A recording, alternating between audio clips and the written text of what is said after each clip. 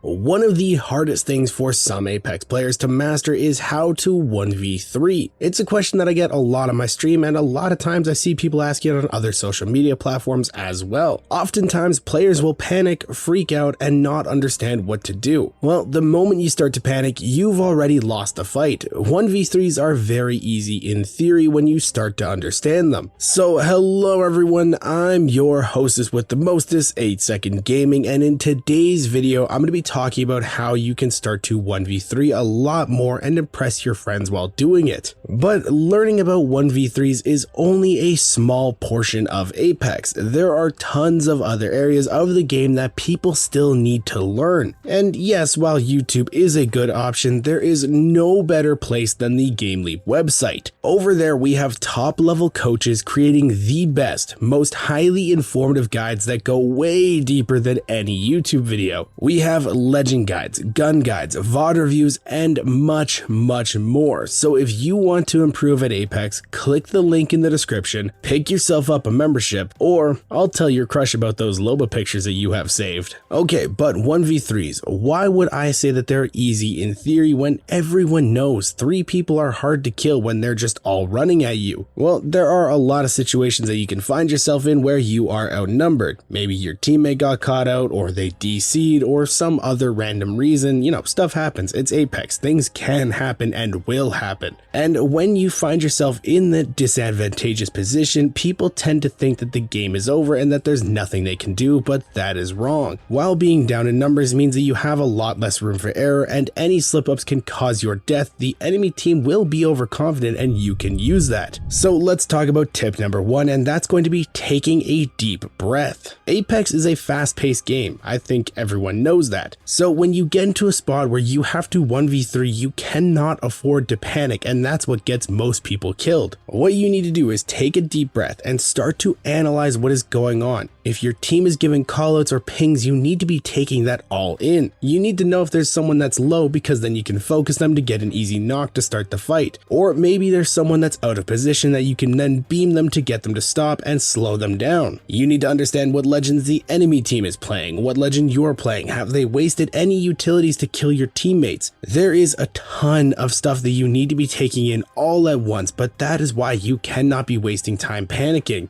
Calming your mind and taking that deep breath and focusing will help you start the fight in a much better state. And with that better mindset, you will have a much easier time pulling off 1v3s. If you watch a lot of pro players or pub stompers, when they get into tough situations, they aren't freaking out. They're calm, collected, and they're just working things out in their head. If you want to be more like them, then you have to be doing the same things. Okay, so now you've taken your breath, let's move on to tip number 2, and that is to break it all down. 1v3s are hard, and most people cannot win them. However, when you break it down into its base form of 3 1v1s, it sounds a lot easier, doesn't it? That's all a 1v3 is. You need to understand how to isolate and separate legends to make it easier so that you are not fighting 3 people at a time. If you take on 3 people at a time, you're more than likely going to die. The numbers advantage is too strong. And unless your name is Riley Reid, taking on 3 people at once is never a good idea. And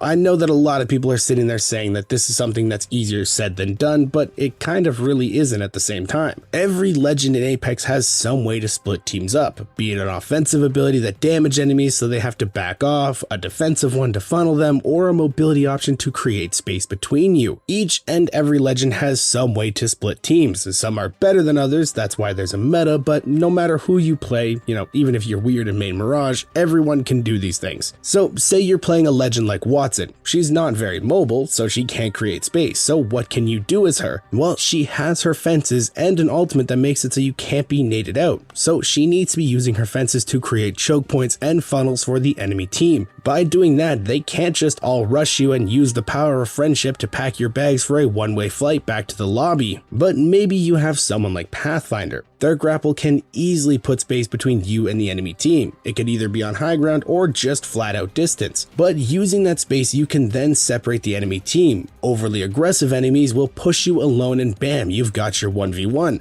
All you have to do is win that, thirst for an armor swap, and you're back in the fight for the next one. Or what if you have someone with an offensive ability, say like Fuse? You can use something like your knuckle clusters to cause an area to be unplayable and make it so that teams have to avoid that spot. By doing that, you have essentially driven a wedge between them and you've got them split up. You can then go take your 1v1. There are always ways to split people up, you just have to be looking for them. Okay, but now moving into tip number 3, that is going to be using everything to your advantage. There are so many things in Apex that can give you advantages in fights, and all you have to do is look around a little to find them. First off, always be looking for high ground. High ground is king, and most of the times that alone can win fights for teams. It gives you much better options, and in situations like 1v3s, you have to always be putting yourself in the best spots possible. But what if you don't have high ground? What if you can't get to it or the other team is up there already? Well, then you have to look for other spots that offer something to you. Look for something like a head glitch, a door to play, any amount of cover. That always helps in fights. You cannot just be standing out in the open. If you do that, you're going to get beamed and you're going to die. Something players always undervalue is how strong a door is on a 1v3. If you get someone to kick your door down, that is basically a free kill if you're able to land a shot. Or if you're able to get a stick on them, they're basically dead. And that leads into my next thing on this point, you should always be carrying grenades. Nades are insanely strong for 1v3s, and it doesn't matter which one you carry because they all offer their own advantages. Me personally, I would advise you to prioritize arc stars because sticking someone pretty much guarantees a knock, but that's up to you. Every grenade has its own little unique thing in the meta. Thermites are great for cutting off areas to play, and frag grenades can be used to skynade or baitnade very effectively. Pick whatever one you are most comfortable with, but always make sure to be carrying at least one in a game. And also guys, probably one of the most important things people always seem to forget is make sure to be playing your teammates' knockdown shields if you get the chance to. Knockdown shields are fantastic. They offer a good bit of cover and can give you a great spot to play when in the middle of a fight. With playing them, you can take your time, pop out, shoot the enemy, and dip back down behind cover. Knockdown shields have won a lot of people a lot of fights because of how strong they actually are. And say if your teammate lucked out and found a purple one, you have a very strong piece of cover to play. Teammates can still be useful to you when they are knocked. Don't let them just sit there and wait for the fight to be over. Make sure that they are still doing a job and play them. But guys, 1v3s can be tough. They take some time and effort to learn and get better at. But over time, if you play and practice and just work at them, you will eventually start to click and be able to pull them off a lot more often. And if you really want to get good at them, start running no-fill pubs as well. I didn't really touch on those in this video because I want to have a whole video dedicated to them on their own, so that will be coming out here as well. But I really hope you guys enjoyed this video and learned something new. If you did and you want to stay up to date with the latest and greatest Apex Legends tips, tricks, and news,